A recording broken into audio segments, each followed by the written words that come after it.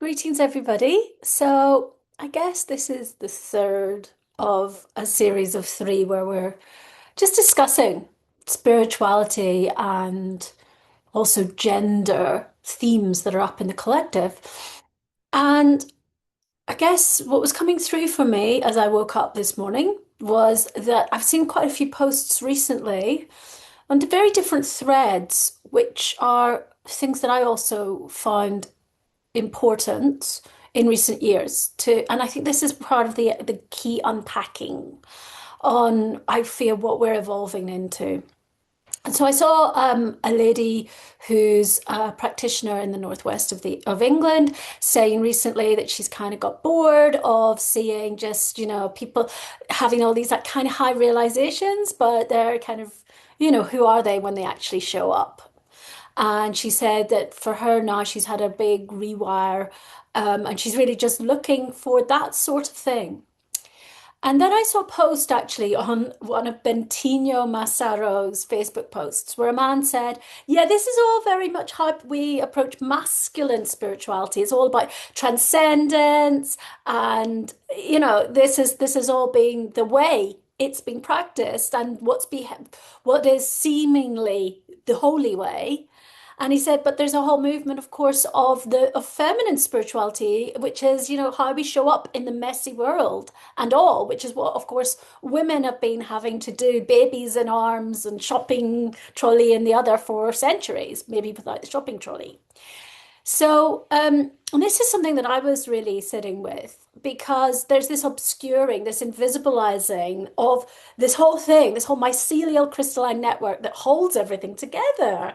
And again, we see this when, yeah, just this, oh yeah, that there's this expectation that that's always there, and that somehow if that even wants to enter into the thought of being spiritual, it has to do its maintenance role plus the transcendental role. And this is where I think we're getting to is that with the change of maybe how we approach work and these energetics, it's really time for all of us to do both. Because this has been my observation is that if you want an ashram and you want a good ashram, or you want a forward thinking social project, all the nuts and bolts is usually about the relationship building, learning who's who. And I have been part of spiritual communities where the community is not really treated as such. And everything's gone into this top-down approach, and nobody knows who does what. There's a lot of confusion, a lot of conflict and fallout that for me was one of the reasons I wrote the book, because the first book, because it was like, if you don't put attention into that, which is what women have always been doing, and lots of men too, and there are so many men who are these amazing social activists who also see that we have to put the energy into relationship building, to understanding. We have to, it's the first law of permaculture. We have to map and observe our community.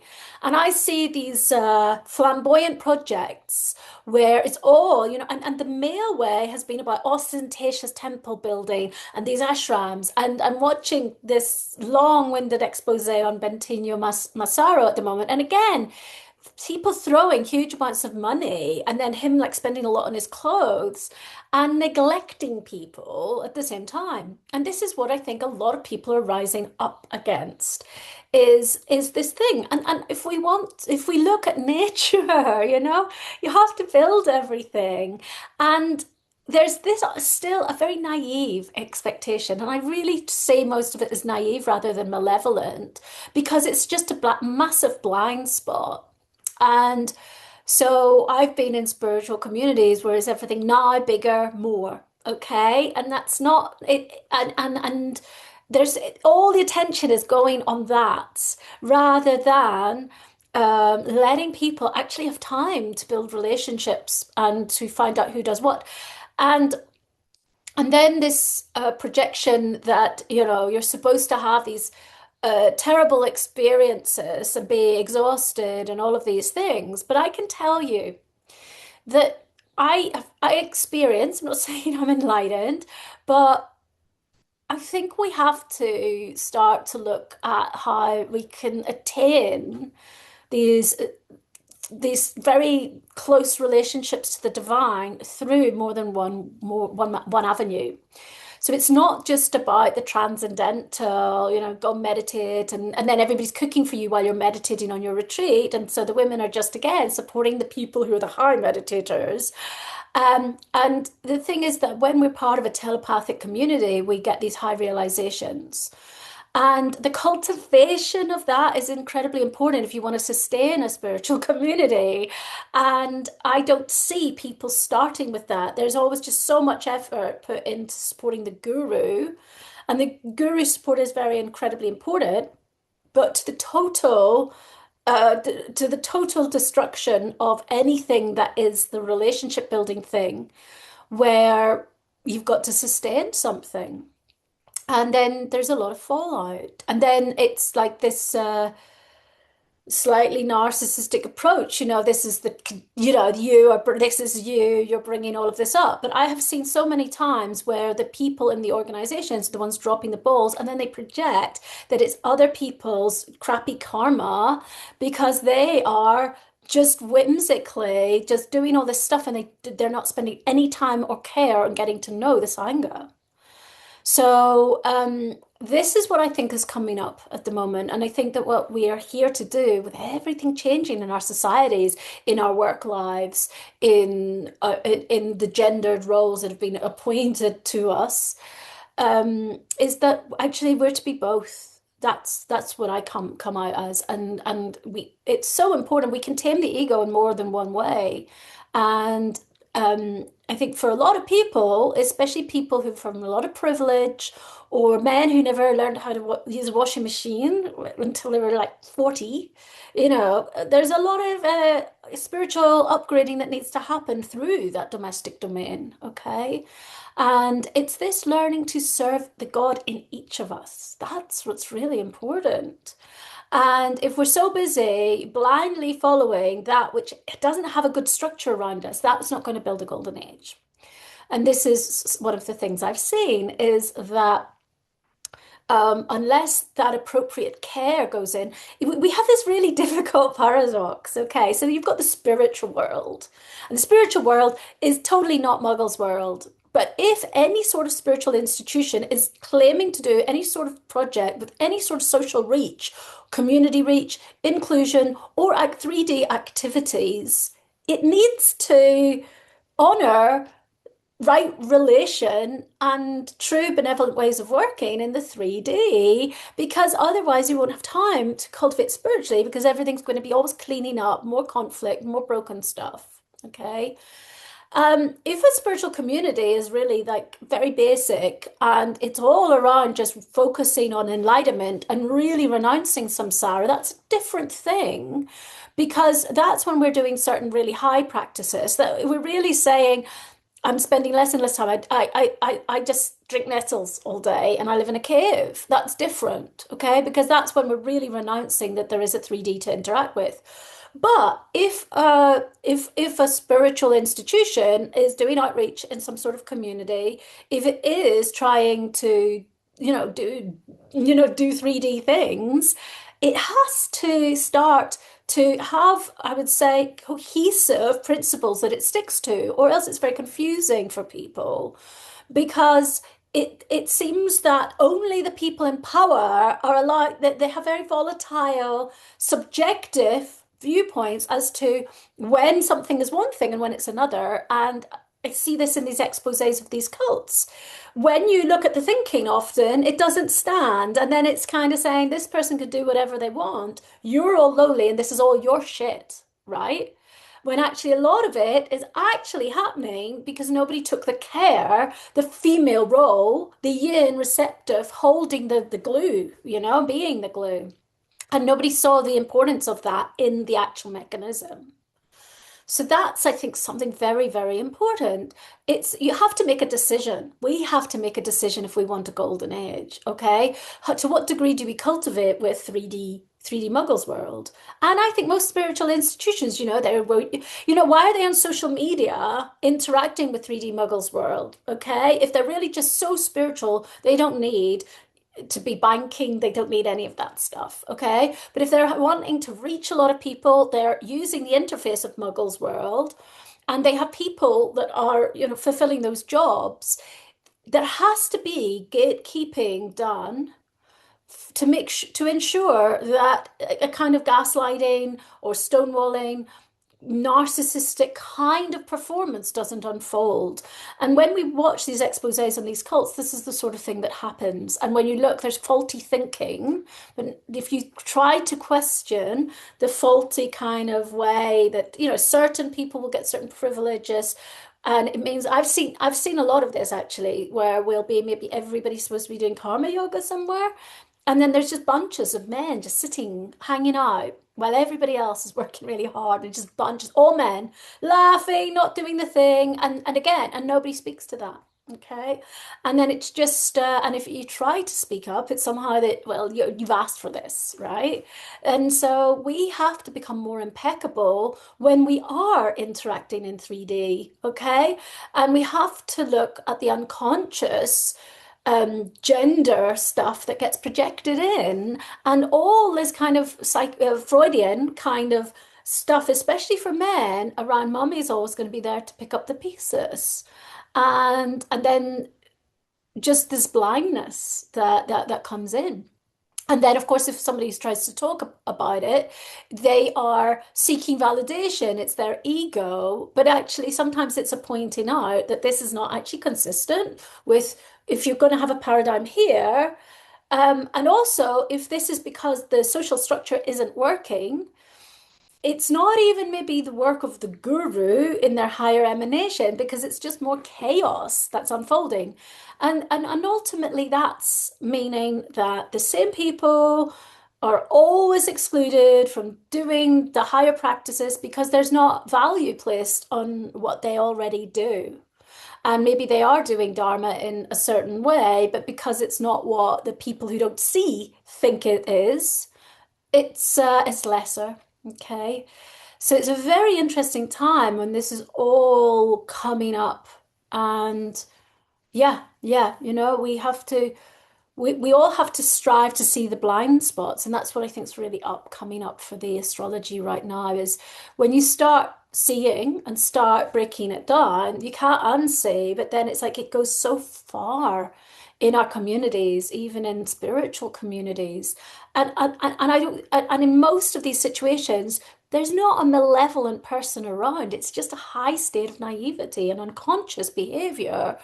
And I have tried questioning sometimes and had these kind of red flag answers from people that I know are really compassionate, okay? And again, this is the tricky thing. It's like we have our Western communities, and of course, being fully spiritual and renouncing things, none of it matters. But we have to create fair systems that don't always, just stack it all up that oh well, the women just, they that's their karma to be born unfortunate being born as a woman in this life, so they just have to do 6 times the amount of work. And it's just like, oh, that doesn't work anymore, okay? And of course, if we break this down further, I can see why so many spiritual settings you don't see many people of color, because they are so sensitive to the inequality of the share of labor that gets projected onto certain groups that it doesn't feel safe for them. And they see how the pecking order is. And I've seen this again where it's unconsciously being played out, and who ends up in the kind of servitude roles because the naive unconscious stuff is taking place, and it defaults again to the people from the poorest countries in Europe and the people of color, all in the menial position.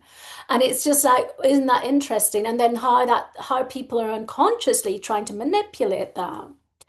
So if we want the Dharma and our spiritual communities to be safe, we need to look at this and need to understand that again, this is sometimes people are, well, that's just, it's just their karma, it's their obstacles to get into this beautiful container. And it's like, no, they can see that there's still a state of subordination, dominion, and it still lines down gender and culture roots. And people are sensitive and cognizant to that. And this is why there are a lot.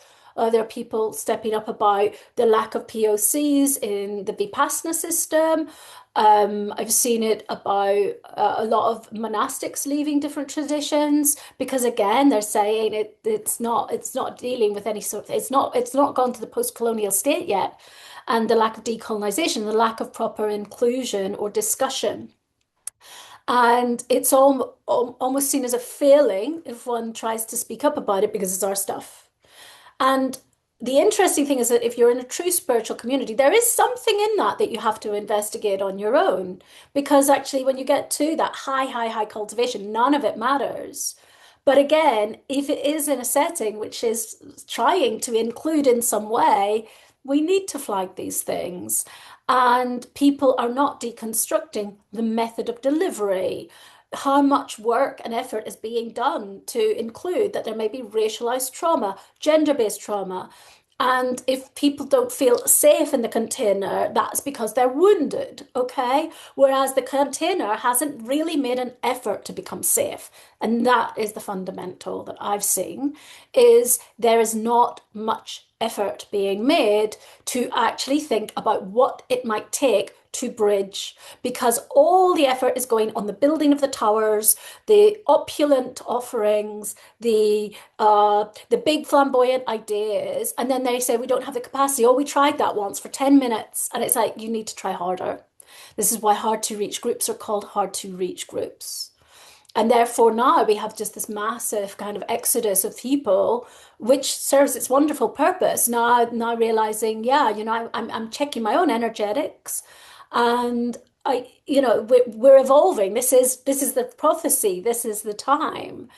And ideally, we have a bit of all of it. And ideally, the unconscious blindness in these institutions will also purify, and and there can be more inclusion. Because as I say, a lot of these people, they're not malevolent. Then we have these out of control cults run by young, successful, ambitious people who have had no teacher, no lineage. And people need to question why they got attracted to that in the first place.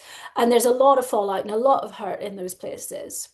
The others, I feel, are just, they're trying to impose ancient models from other cultures at a time when we're undergoing a massive collective evolution. And I think that they would be best served to step up and really, really prioritize this more. But they have their reasons. I trust their spiritual guidance, but a lot of us cannot, because we have to be part of the change, cannot operate because we're very cognizant. Our bodies and our ears and our eyes are all very aware of the energetics where there's still not quite the full inclusion or the honoring of what has to really open to be more inclusive.